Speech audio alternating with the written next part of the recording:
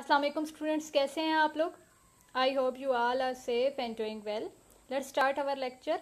आज का हमारा टॉपिक है इलेक्ट्रिक पोलराइजेशन, ठीक है, या फिर हम लोग इसको कह सकते हैं इलेक्ट्रिक पोलराइजेशन ऑफ डाइइलेक्ट्रिक, ठीक है जी। तो ये एक इम्पॉर्टेंट टॉपिक है, ठीक है, आप लोगों ने इसको ध्यान से सुनना है। Electric polarisation for dielectric. तो डाइइलेक्ट्रिक क्या होता है ये मैं पहले आपको बता दूं। ये वैसे मैं आपको प्रीवियस लेक्चर्स में बता भी चुकी हूँ कि सपोज हमने दो पैरेलल प्लेट्स ली हैं कैपेसिटर्स की, ठीक है, उसको हम लोगों ने क्या किया, बैटरी के साथ कनेक्ट कर दिया है जिसकी वोल्टेज है V, ठीक है। और अगर हम लोग इसके दरमियान में कोई इंसुलेटर, इन दोनों प्लेट्स के दरमियान कोई इंसुलेटर रख देते हैं मीडियम के तौर पे, तो ये हमारे पास बन जाता है डाइइलेक्ट्रिक, ठीक है। इसके अलावा मैंने आपको बताया था जब ये पॉजिटिव टर्मिनल बैटरी का इस प्लेट के साथ कनेक्ट है तो ये पॉजिटिवली चार्ज हो जाएगी, ठीक है, और नेगेटिव जो टर्मिनल है वो इस प्लेट के साथ कनेक्ट है, इस वजह से ये नेगेटिवली चार्ज हो जाएगी, क्योंकि यहाँ से नेगेटिव चार्ज स्टार्ट होगा और यहाँ पे सारे का सारा डिपॉजिट हो जाएगा, ठीक है। तो यहाँ पे बच जाएगा पॉजिटिव चार्ज और यहाँ पे डिपॉजिट हो जाएगा नेगेटिव चार्ज, ठीक है जी। तो ये आपके पास था डाइइलेक्ट्रिक, ठीक है, या इंसुलेटर मीडियम। तो इसको इलेक्ट्रिक पोलराइजेशन को समझने से पहले मैं आपको एक एग्जांपल देती हूँ कि सपोज हम लोगों ने एक ले लिया एटम, ठीक है। एटम में तो न्यूक्लियस आपके पास पता है आपको पॉजिटिवली चार्ज होता है, ठीक है। इसके अलावा जो इलेक्ट्रॉन्स होते हैं वो इस तरह ऑर्बिट्स में मूव कर रहे होते हैं। तो ये मैंने ऑर्बिट्स ड्रा किए हैं, इसके ऊपर इलेक्ट्रॉन ड्रा किए हैं।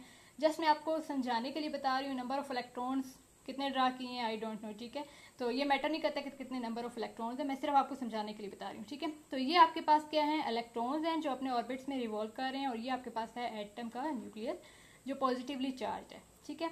अब हमने इसको रख दिया इलेक्ट्रिक फील्ड में। ये मैंने इलेक्ट्रिक फील्ड की डायरेक्शन ड्रा की है। इलेक्ट्रिक फील्ड की डायरेक्शन यूं है ना, इसका मतलब है ये पॉजिटिव से स्टार्ट हो रही है और नेगेटिव से एंड हो रही है। तो यहाँ पे पॉजिटिव है और ये आपके पास नेगेटिव टर्मिनल है, ठीक है जी। तो फिर क्या होगा, अब देखें ये इलेक्ट्रॉन्स हैं, ठीक है। इलेक्ट्रॉन्स इस पॉजिटिव चार्ज की वजह से अट्रैक्ट होंगे इस साइड पे, और ये पॉजिटिवली चार्ज है, ये पॉजिटिव चार्ज इस साइड पे अट्रैक्ट होगा नेगेटिव डायरेक्शन में, ठीक है। तो ये थोड़ा सा एटम जो न्यूक्लियस है ये शिफ्ट हो जाएगा। शिफ्ट कैसे हो जाएगा, ये जो है साइड नेगेटिव साइड पे आ जाएगा और ये जो इलेक्ट्रॉन्स हैं वो पॉजिटिव की तरफ अट्रैक्ट हो जाएंगे। मीन्स इस टाइप की कंडीशन बन जाएगी, ये पॉजिटिव आपका नेगेटिव के पास आ गया, नेगेटिव आपका पॉजिटिव के पास आ गया, ठीक है। तो ये क्या बन गया, ये आपके पास दो पोल्स बन गए, ठीक है। इसको हम लोग कहते हैं डायपोल। डायपोल क्या होता है, जिसमें आपके पास टू ऑपोजिट चार्जेस हैं, मींस उनका मैग्नीट्यूड तो सेम है लेकिन उनकी डायरेक्शन या उनका साइन ऑपोजिट है, ठीक है, और वो थोड़े से डिस्टेंस के साथ सेपरेट हुए हुए। तो ये आपके पास बन जाता है electric dipole. Dipole means two poles, ठीक है, डाई मींस टू, तो टू पोल्स है।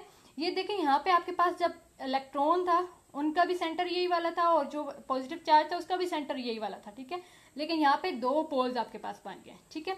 तो ये है आपके पास डायपोल, ठीक है। तो सेम यही केस होता है कैपेसिटर में भी, कि आप लोगों ने रखा हुआ है इंसुलेटर दरमियान में, ठीक है। इंसुलेटर में आपको पता है पॉजिटिव चार्जेस भी होते हैं, नेगेटिव चार्जेस भी होते हैं इक्वल, लेकिन वो क्या होते हैं, जो नेगेटिव चार्जेस होते हैं वो मूविंग नहीं होते, ठीक है। तो हम लोगों ने जब इसको कैपेसिटर की चार्ज प्लेट्स के दरमियान में रखा तो ये प्लेट जो है वो पॉजिटिवली चार्ज है और ये वाली प्लेट जो है वो नेगेटिवली चार्ज है।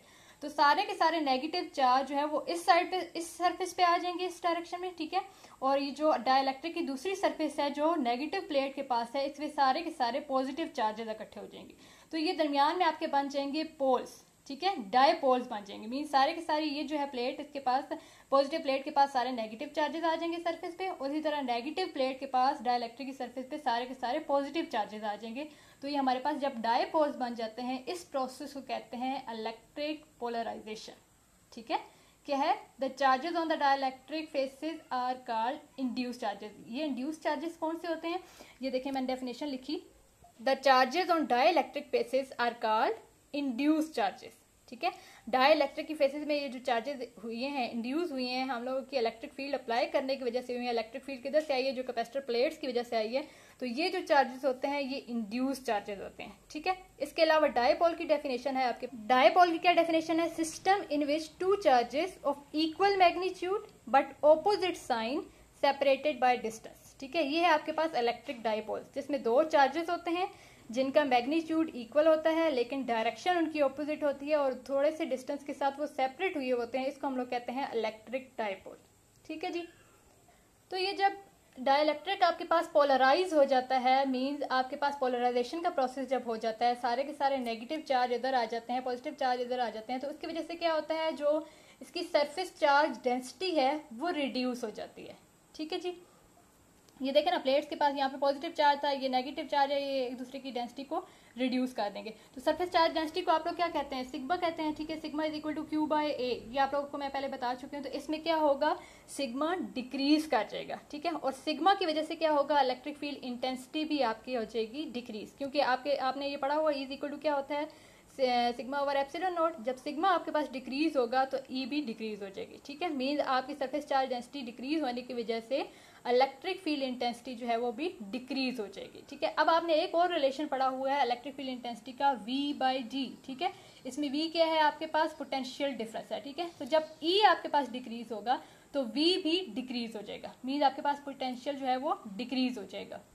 तो पोटेंशियल डिफरेंस के डिक्रीज होने की वजह से क्या होगी, कैपेसिटेंस इंक्रीज, क्योंकि आप लोगों ने रिलेशन पढ़ा हुआ है C is equal to Q over we.